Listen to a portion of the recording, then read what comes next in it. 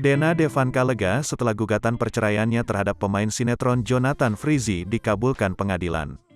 Gugatan cerai Dena Devanka terhadap Ijong, sapaan Jonathan Frizzy diputuskan Majelis Hakim Pengadilan Agama Jakarta Selatan, Kamis, tanggal 17 Februari tahun 2022.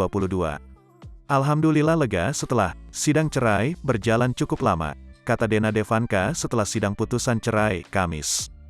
Saat putusan perceraian dibacakan hakim, Dena Devanka ditemani Neni, ibunya. Neni sengaja hadir ke pengadilan untuk memberi dukungan moral pada Dena Devanka, putrinya. Saya juga lega dan sudah bisa tenang sekarang, kata Neni. Sejak muncul kisruh rumah tangganya dengan Jonathan Frizzy, Dena Devanka selalu menceritakannya pada ibunya itu.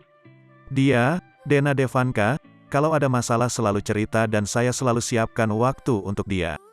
Dia tidak boleh sendiri, kata Neni.